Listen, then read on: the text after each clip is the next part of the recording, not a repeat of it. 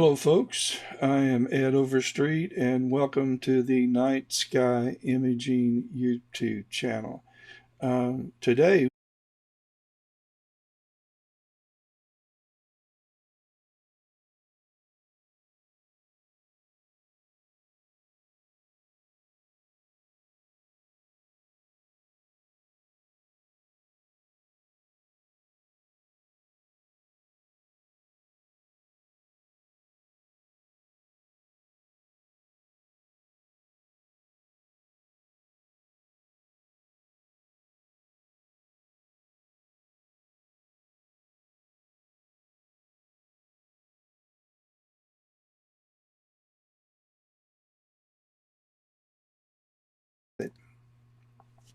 uh, need to share my screen with you and you should see it now. Okay, I'm going to go through a workflow that I use when I am imaging or I'm processing images, video files that I've taken with of Jupiter or Saturn, and I've taken, let's say, the night before, and I'm going to pull up the files that we're going to be looking at. I haven't processed them yet, and I uh, I know they were done on the 24th. I think yeah, and they're of Saturn. So we're going to work on those files. Uh, I think it's also important that we have that's some Jupiter files to work on too. So we probably will do the same thing with Jupiter because it is the one that shows the effect of derotation the very best. So we're going to go to step one, which is for me running a software program called Castration. Doesn't sound good, does it, folks? And this is a free software program. I think I clicked it twice. And I did use a one-shot color camera when I did these videos. So the first thing I want to do, and I don't want to forget, is to click on Grayscale Debayer Safe. And but let's open up the files, and we can do that in a batch method by just grabbing all of them, and they're on this E drive, and we're going down to the 24th of this year, and we're going to grab these. So we have them open, and as a rule, I leave this set at its default, which is 5. You can show the effect of what's going to be used in the by Castrator in the uh, imaging alignment process, because it does its own alignment and really assist Autostakkert. Autostakkert will run much faster after having ran Castrator. But the purpose of Castrator is to crop the video. So that's a bit too tight. So I'm going to drag it out some. And that looks about right. I want to give it a little breathing room and a little wiggle room. And Castrator's already figured out that uh, regardless of how bad the mount might have drifted, that Saturn will be kept inside this box. So all you then do is, if you have a one-shot color camera, click on Grayscale Debayer and then process. Okay, once that has completed, um, then it's time to bring Autostakkert into the picture. And but before we do that, I'm going to open the software that I use for capturing the AVI files. And I prefer to use the AVI files. They seem to work better. Uh, the SCR files will not work in Castrator, and so that's one reason. But make sure that if you're using SharpCap or if you're using Fire Capture, that you find you go to SharpCap settings, and it's file names, I believe. Yes, and make sure that you have checked create Winjupos compatible files, and that will change the name of your file. From that point forward, do not rename these files, because the information in the file itself, plus the embedded information, is going to be read by Winjupos. So do not change them, other than you can add an extension onto the existing file name. That is extremely important. I learned the hard way. Okay, we don't need SharpCap. In order to download Castrator, a Google search will take you to this Softpedia website, and where you can download it. So it's pretty easy peasy. It has completed. I'll no longer need it, and it's time to open Autostakkert and process just those images that I have ran through the Castrator crop reduction and alignment routine. I don't know what's going on here. I did not want to open, so I shut it down and did it again. All right, we're going to move this around a little differently than how it came up. And we're going to open our files, and we want to go to the 24th Saturn, and these are the Castrator files. So grab those, and you can see how the crop has affected the image size, and because it has reduced the image size substantially, it'll run through the software much better. So I'm going to look. There's one right there. I was looking for a reference frame, but I'm told that Castrator has already done that. If you do choose to use SER video files, you can do this same thing using PIP, P-I-P-P, and you can crop the videos to smaller sizes. Once again, just don't change the names of your files, other than you can add extensions, and I'll show you how I do that. So let's make sure we have planet selected, dynamic background. I'm going to raise the noise robust to 7 because of the enormous amount of noise I already see in this. This isn't going to turn out good. I wished I had some better data, but unfortunately I don't. The process, though, is much more important right now than the outcome as far as this tutorial. So I'll not need to double stack, so I'm going to leave everything as is, and we're going to analyze. But you can watch how quick. This is a very slow computer, and it's already done the buffering. So let's use 24 pixels and place a grid. It says, and I don't believe it, that I have a lot of good quality images.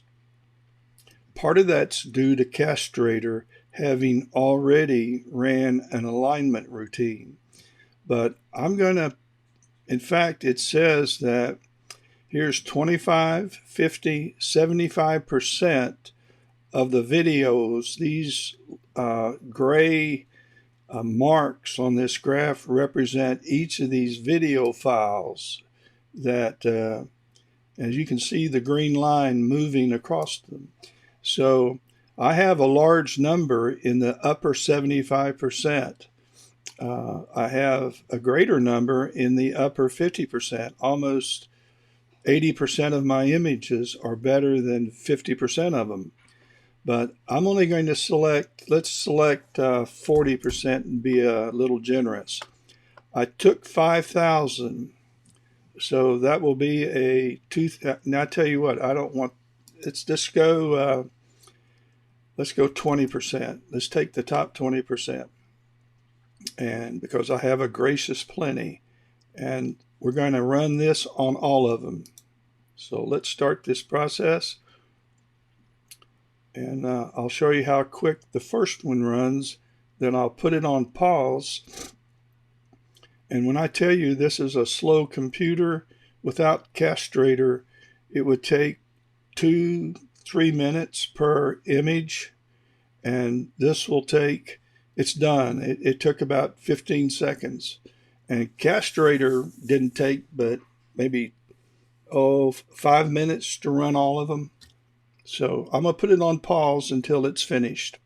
Okay, I think it took 3 minutes to do, I think there's 8 of them. And so honestly, without Castrator, it would have taken 3 minutes to do one. So we're finished with Autostakkert. And now we're going to open Registax. And I will process one and then pause and process the rest so that you won't have to endure that processing time. So let's select and go to our drive, and 24th, it's 20%. And so here's our first one. How many do we have? There's 8. We have 9. That'll be good. Okay, let's increase the size. I applied too much noise. So on Autostakkert, I went from 5 to 7. I probably should have left it alone. The first thing I'm going to do is I'm going to set the auto balance and balance the colors. And I'm not going to change anything. You can by moving these sliders, but that looks very close to me. Then I'm going to bring gamma up, and I'm going to create an S curve. I'm going to right click here and right click here, and I'm going to bring the highlights up some and just slightly bring down the darks for some contrast. Maybe too much. Okay, and I'm going to save this because I'm going to use it on every image. It's going to save in the 20% folder with my other images, and call it curves, which is what it is. And we can close that. I'm going to run a histogram on it. There's probably not too much of a need. I'm going to bring this over to about there. That's this slider, the brights, and stretch it. I'm fighting allergies and makes it increasingly harder to talk. So yes, why am I making a YouTube video? And then the last thing I'm going to do is I'm going to flip this and let's try going over here. Let's go a little more. I like it. 270. I got to remember that because we're going to need to flip all of them 270 to 270 degrees. So that's done, and it's time to apply some schemes. Um, I have saved a number of schemes for Jupiter, Saturn, Mars, and the planets that we typically image. But I'm going to do this one and create a new scheme. I'm going to drag the 3 slider. It's a wavelet, has a sharpening effect. To about there, that's too much. Let's drag it down a little. And let's add a little noise reduction to offset, excuse me, the damage that I've done to an already noisy image. Okay, and then I'm going to drag this one up. So I went to about 70 and I ran the noise up to 0.15 noise suppression. And we're going to bring this one up to about 50. We might go, we'll leave it at 52, and I need to clean up the damage done by that wavelet as well. I'm so sorry I'm doing this. Let's bring this up. And I'm waiting for it. You have to wait a second or so for it to apply the effect.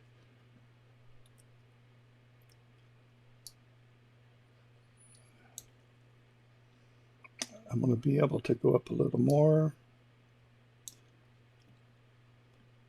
And that's looking pretty solid. Okay, let's give it a little push for noise reduction.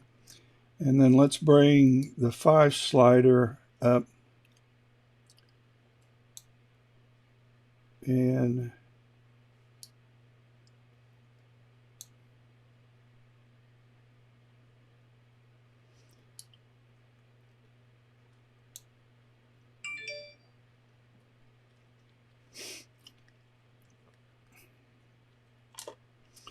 let's back it down just a little. And let's give it a push of noise suppression. I'm going to need to hit it again. I may need to do this one again too. All right, and the next to the last one I do is the first one. It has, the way I have figured this out is that the wavelet effect, this is basically working on the larger structures all the way down to the most detailed of the structures. This really is where you're going to see more of a sharpening effect, but you'll also bring the noise with it. So this is the one that's the most temperamental, number 1. More difficult for me to get right. Again, I'm not working with real good data, but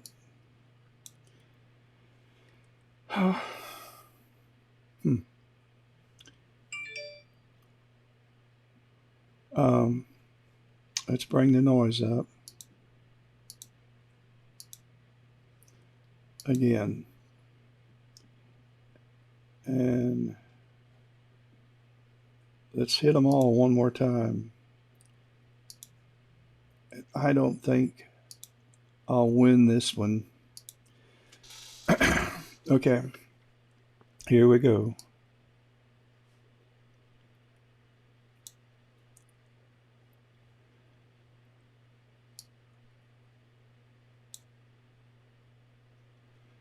All right, now we're starting to see the bands here where we didn't before.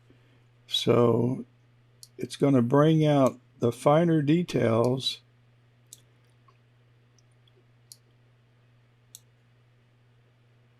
And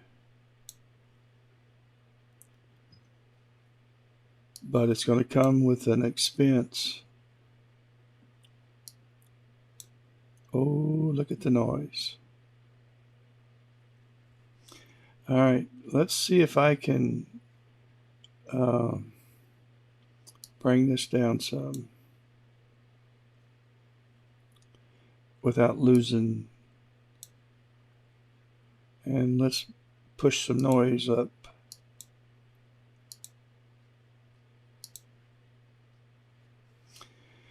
Okay.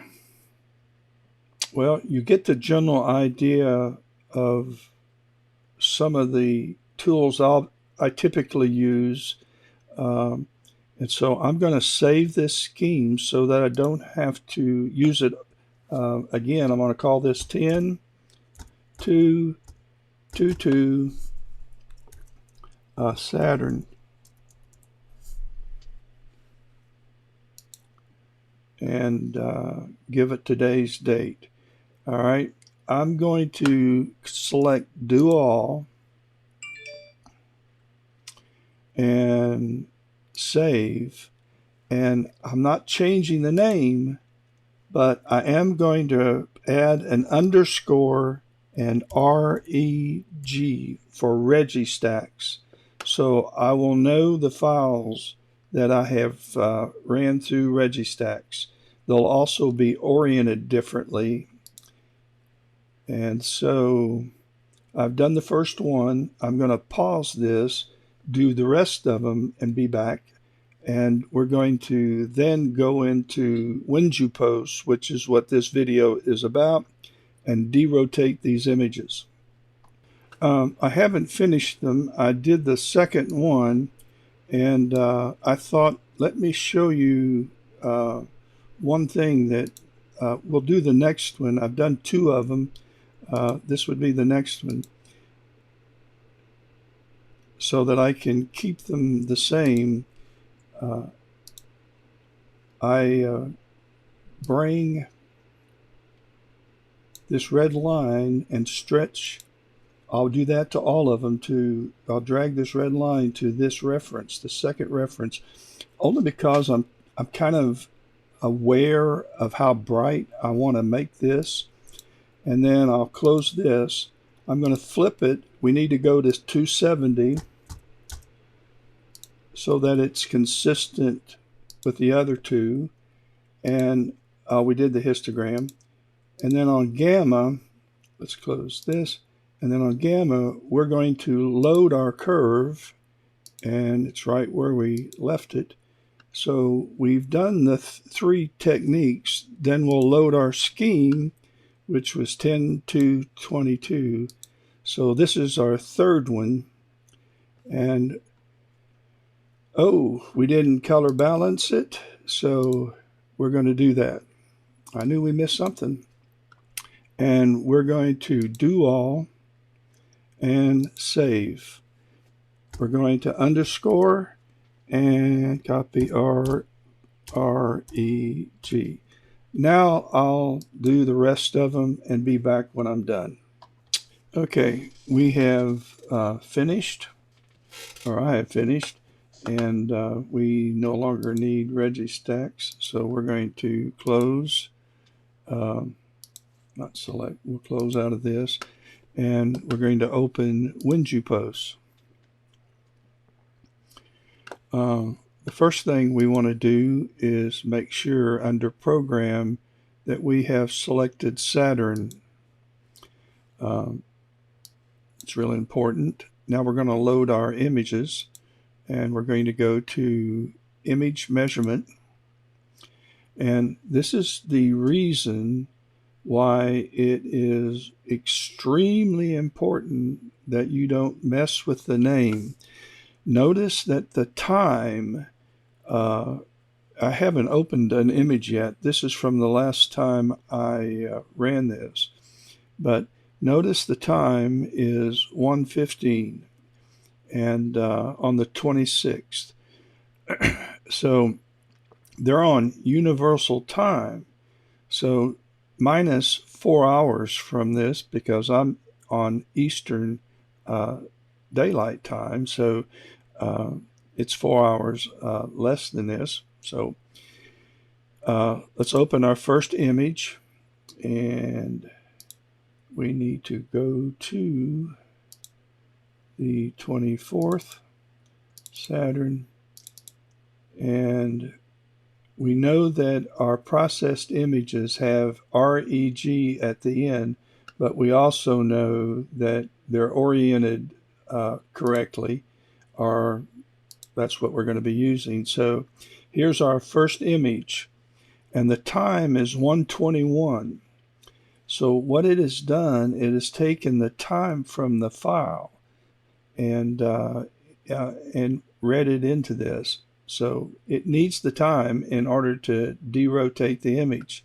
Now, when you go to adjust, and you can select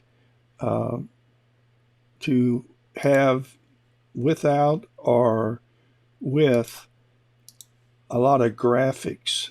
This is more relevant with Jupiter, but we're going to have to align my image with this model. In order to do this, I'm going to use the page up and the page down key to make this bigger and smaller. That's page up, page down. The up and down arrow moves it up and down, and the right arrow to the right and left. And then the in arrow will rotate it clockwise, and the P arrow, P key will rotate it counterclockwise. So we're going to need to rotate it. So I'm holding down the N key, and I'm going to bring this down with my down arrow key, and then start moving it over.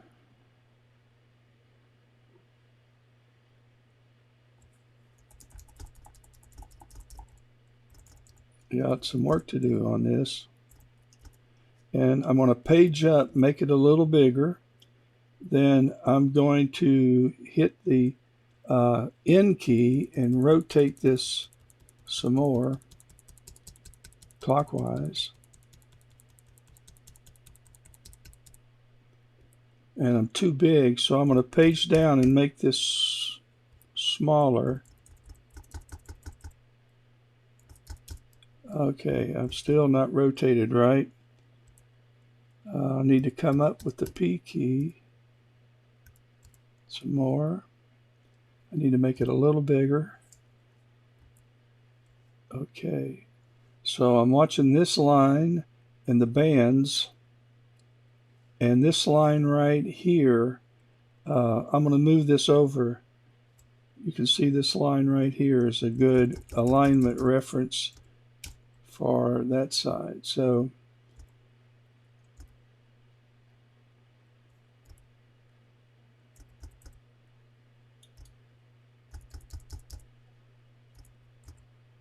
all right, I think I'm pretty close. All right, that's that's the model that I will work with. Now I'm going to go back to image. I'm going to save. Now I'm going to give it a new name. I'm going to go to PC, find, let's find the 24th. I'm going to right click and add a new name, a new folder, and call this Win for Winjupos. And I'm going to open the folder, make it convenient for me, and I'm going to change this just to 1. So this is the first image that I've ran through Winjupos. Now I'm going to open up the second one, and there should be several minutes difference. So let's go back to open image, and this would be the second one. And so this is 125. Now, if you inadvertently change your file name and you lose this information, you can always go to the root AVI file, and it will have the date and time when you open up the detailed version in your File Explorer. So you'll just have to manually add that. And once you've manually added this for 8 or 9 of these, you'll come to realize how important it is just to leave the file names alone. Okay, so we've done this is our second one. It aligns just fine. I'm going to save it. It's already in the right directory. We're going to call this 2. This goes fast. We're going to open the third one. It's right in place. We're going to save it. Call it 3. We're going to open the next one. And this is our fourth one. Didn't move at all. We're going to save this. 4. Then we're going to open up our fifth one.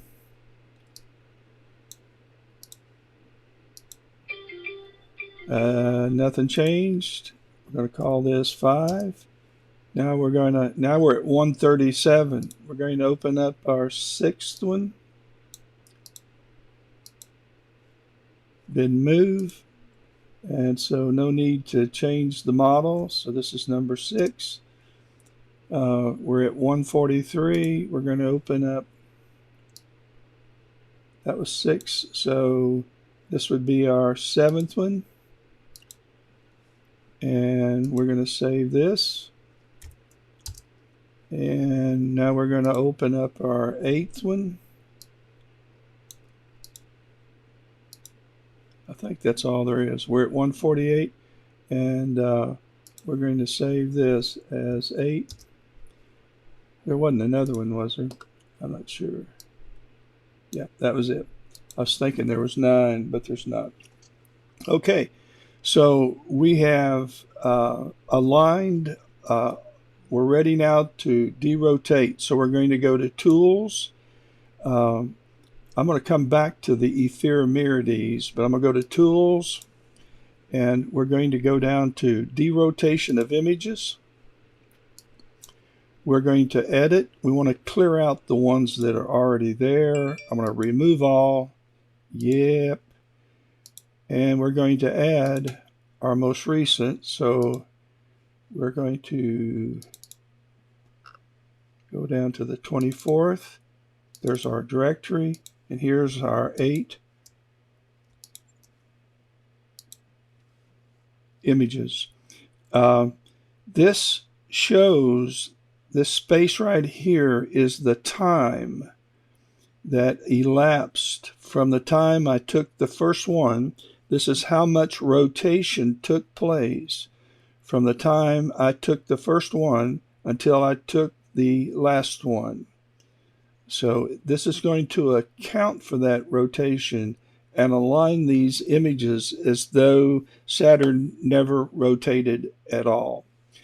Now, don't ask me why this works. I picked this up from Josh Palmer, who, in my opinion, is the best planetary imager I know. He happens to be a member of Roper Mountain Astronomy in Greenville, a member of our astronomy club, and his work is literally out of this world. But we're going to change this to 0.9. Now, you can look through these, blink through them, and pick your very best image. To me, they all looked equally not good. So I'm just going to take the one in the middle. If you can't decide, then let your reference one be generally in the middle of all of your images. So I'll let 4 be my high grade image. The rest of them I'm going to knock down to 90s. So this will be a 90, and this will be a 90. Only have one perfect one, and that'll be the one that will, I say perfect. That's my, and I have no idea if this is the best image. If you clearly do have one that is far and above better than the rest of them, that's the one you want to weight the highest. And that's all you do. You can type in your name and image information, but that's really all you need to do. Let's compile the image, and there it is. We'll zoom in, and you can see that whenever you're able to take 8 images that are not so good, when I say not so good, they're not. The scene wasn't good, so I really don't have a lot of good information to deal with. But when you stack them together, you can enlarge them relatively, to a good size, and there's a good bit of detail that can yet be sharpened. And when you take this into Photoshop, so a lot more color can be extracted, and a lot more refined, delicate sharpening applied. And this can be made to look into a okay, not great, but an okay Saturn, particularly if you view it,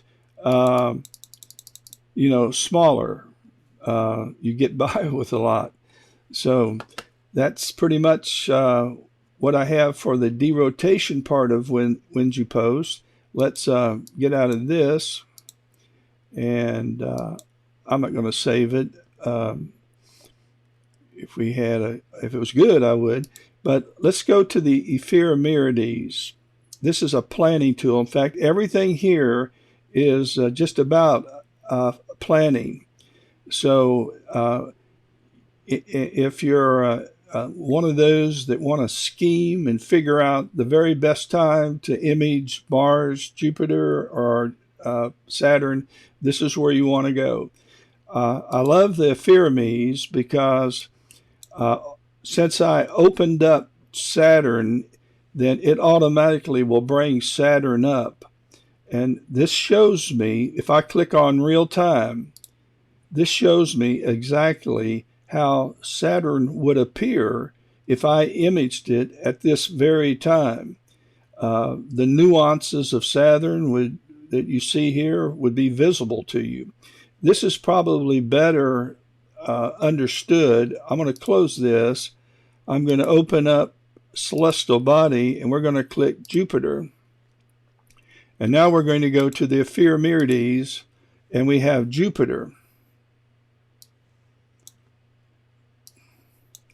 And if I click on real time, that will take us to right now.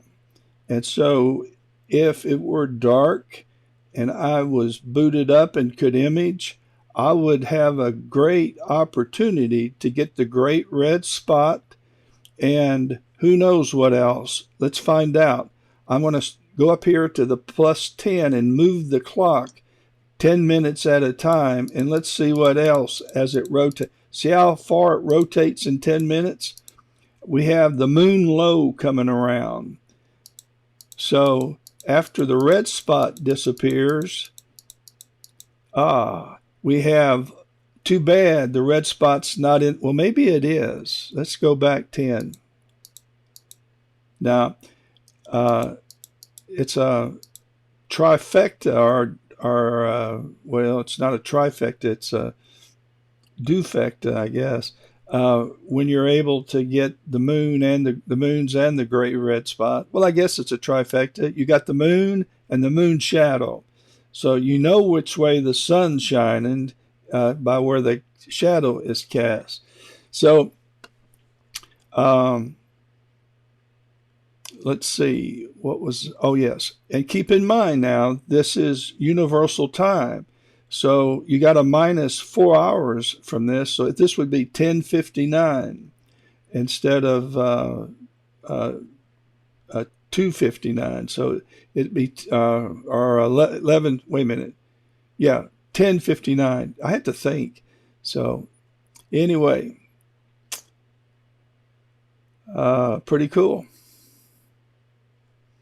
So when you're planning, let's say you're going to be imaging tonight at, let's say you're planning on imaging at 10 o'clock.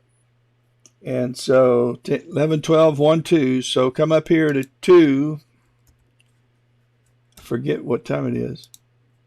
0200. And let's give a real time. Okay, well, hang on. I guess I just have to advance it. Just advance it. I thought I could change that. Well, all right. So tonight, at about 10 o'clock, 10:20, this is what I would see. Let's see if there's going to be. All right, here's what at 2:30 the red spot's going to show up. And let's just see if there's going to be a moon appearing during that time. Nah. So, as far as I'm concerned, it wouldn't be worth staying up for. But, well, I take that back. If the scene conditions are good image, I don't care.